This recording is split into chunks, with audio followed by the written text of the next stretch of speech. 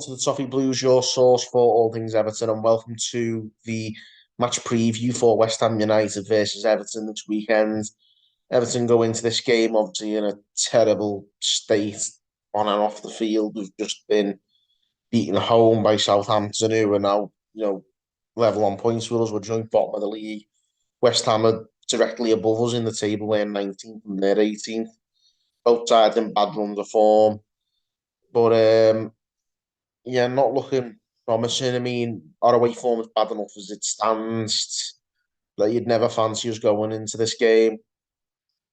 Um, it's a must-win game, but I'm not confident that we will. I think West Ham have, of course, just strengthened as well with Danny Ings signing um, this week as well. So they've got the impetus. I think our ball continues to sit on their hands and not make any decisive business, continue to allow the club to slip further and further into the abyss and won't take any action.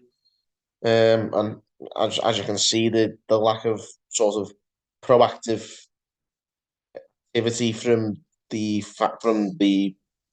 board, I should say, is really causing a lot of unrest amongst the fans. I think that the protesters, a lot of it has been born of the frustration, and not obviously this has been years in the making. The club being run badly, but the fact that we're in a bad position and we've gone into January and not had a plan, and all the other sides around us continue to strengthen and we don't, I think that's really upsetting the fans even more, and it's only making this sort of rift that's going on at the moment and all the issues that are coming to a head.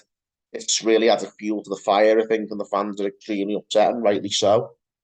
Um, so yeah, I think the fact that West Ham have taken a bit more initiative and brought in a reinforcement, that could come back to bite us. You can immediately see if Danny Ings is available to play on the weekend, and wouldn't be surprised if he got a goal against us. And that's the way things go. Everton tend to be punished for the lackadaisical attitude on the pitch, like we see sometimes poor performances, but the lackadaisical attitude in terms of bringing the players in.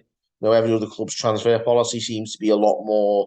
There seems to be a much more visible blueprint there that they've had plans. Even if they fail to get one of their targets, they have a plan B. We haven't even got a plan A. It's ridiculous. Machiri is doesn't I don't who knows what's going on inside Machiri's head.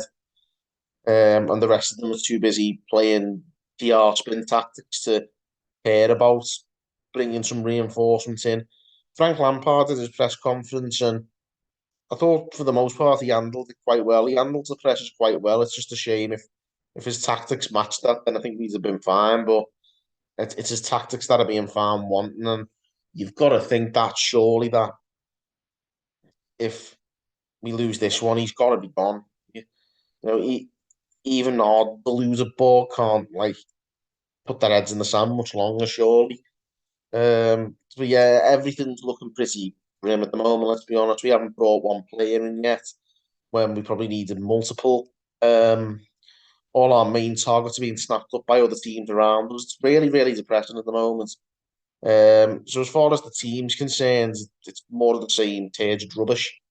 That'll probably line up. West Ham's will probably include Danny Ings. Who knows? Maybe some other players. I haven't been keeping too much. I haven't been paying too much attention to what other clubs are doing. I'm trying not to. There's enough to be worried about as far as Everton are concerned at the moment. As far as our team goes, it's probably won't be much different to what we saw against Southampton, who we played okay in the first half, but as usual didn't turn up in the second. So you can never be guaranteed 90 minutes out of Everton these days, and that's not just under Frank Lampard, but it seems to be even worse so under him.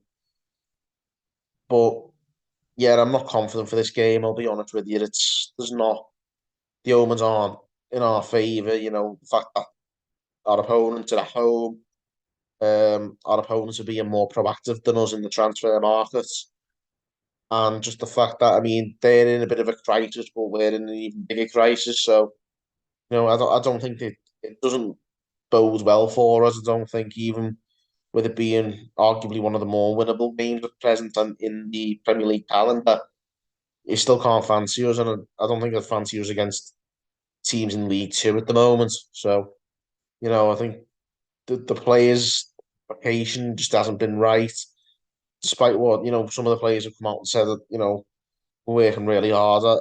That remains to be seen on the pitch, and we need to see more from the players. Now I know I think there's a coach send off. I think Farm. I think that'll be Friday morning. You've got to hope that maybe that drilled something into the players, but it failed to do that for the home game against Southampton last week. So, if that doesn't work, what does? The fans are doing everything we can, but there's only so much we can do. That we're doing everything in our power, but it's time for the players and the manager to do what they can do. They hold most of the cards. Frank Lampard needs to be a bit more tactically astute. The players need to apply themselves better, and that goes beyond any protests against the board and the way the club's being run. When it comes down to the football match, it's down to the manager to get it right and the players to turn up. And neither happened last week, especially in the second half. And I think if both fail again today, I think certainly the manager could well be on the chopping block come early next week. But we'll see anyway. But as you can tell, I'm not filled with confidence going into this one. If I had to do a prediction, I'd say a 2 on defeat, same as last week. 2 on reverse, another bit of salt into the gaping wound. God, it's painful, isn't it? It would be an Evertonian, but we'll leave it at that anyway. Let us know if you're feeling slightly more optimistic than that. Get a comment in. Give us your predictions as well. Give this video a like and subscribe for more content. Well, it's going to get a bit more positive at some stage, but you never know, as Everton we're talking about. But like I say, comment, like, and subscribe. And until next time, guys, thank you for watching on the Toffee Blues.